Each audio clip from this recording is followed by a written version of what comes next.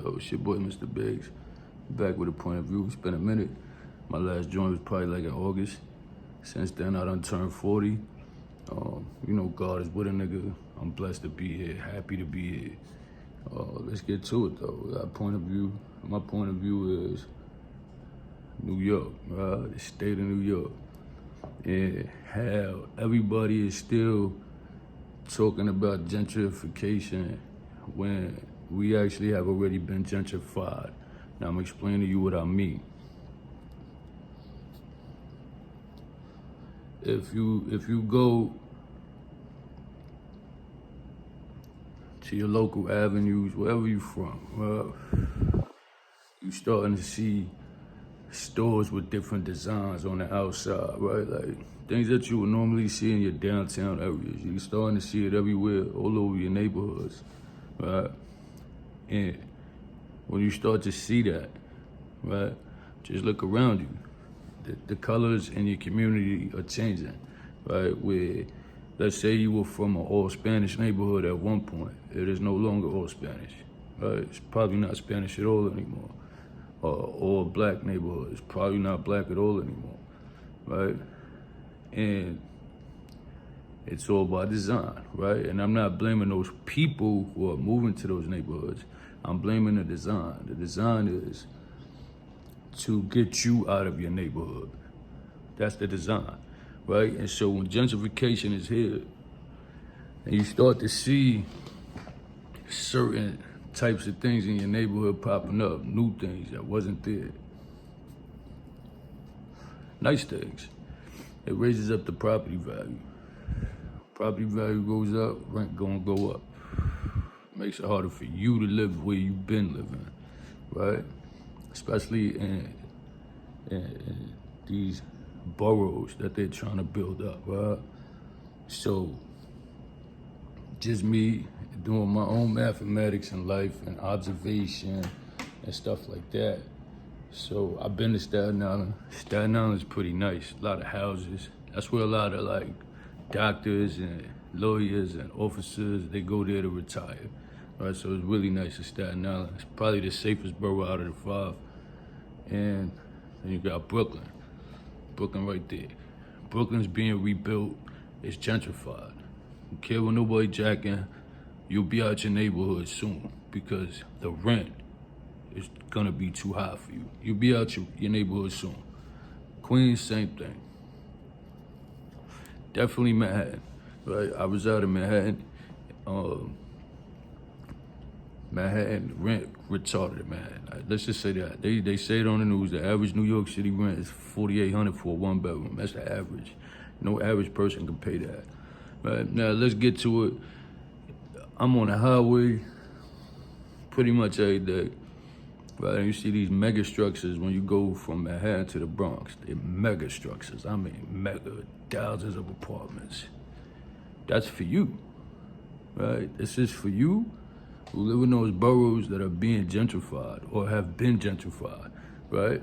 Because you can't afford to rent over there. But if you pay attention, you can still get a 1-bedroom in the Bronx for like a band, $1,100. Some more affordable, some more in your price bracket. You can still get studios for $750, shit like that in the Bronx, right? So the shift is that everybody who can no longer afford to live in the neighborhoods that they come from will be moving to the Bronx, right? Even all the way down to my girl, her buildings is being sold, right? And so they're giving vouchers where to move to the Bronx, right? Because the Bronx is where they plan on putting all of you. Me, you, us. That's where they plan on putting us, right? Because the Bronx is just it's undesirable. It doesn't matter. That's how they feel. That's how they look at it, right? It's a war zone, whatever. Let them kill themselves, right? If the rent isn't an issue for you, go to your local supermarket. The price for everything is up. It's not on purpose, right? It's not on purpose.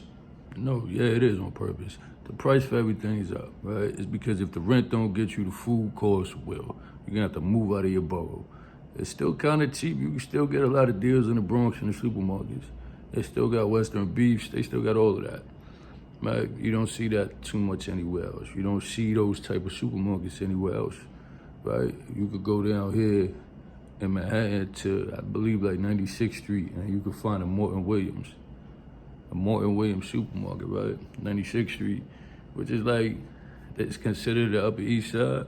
But if you're from the East Side, it's like the East Side start around there, you know what I'm saying? You get off the train there, you can walk it up, depending on what's going on. Right, so basically, the neighborhood is gone. If you don't own something in your neighborhood, then where you're from will no longer be where you're from. That's what I'm saying, right? And there's nobody here to teach that to anybody, because nobody's like really paying it no mind, right? You're not paying it no mind. Your rent is going up. The cost of food is going up. People are gonna starve. You're gonna have to move to where it's cheaper to live. They're gonna force you there. And like I said, it's already a war zone. So what happens when you get all the poorest people in the city essentially in one place? It's gonna be an active war zone. That's all it's gonna be, an active war zone. Why? Because people are hungry, people are poor, right? And it's being designed that way.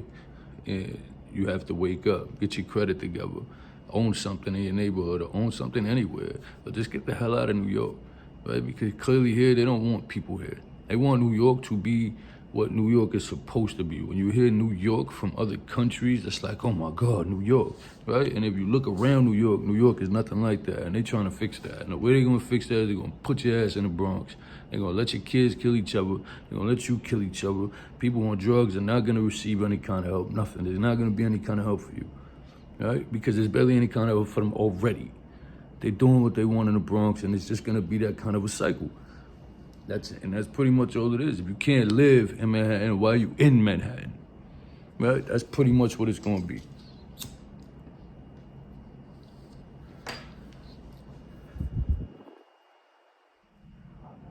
I'm just trying to wake people up a little bit, right? I don't want to go too crazy because it's just math again. I don't believe in conspiracy theories. All of that nonsense is just nonsense to me, right? All these sacrifice, this one, that one. Listen, man, who stands to gain from sacrificing anybody?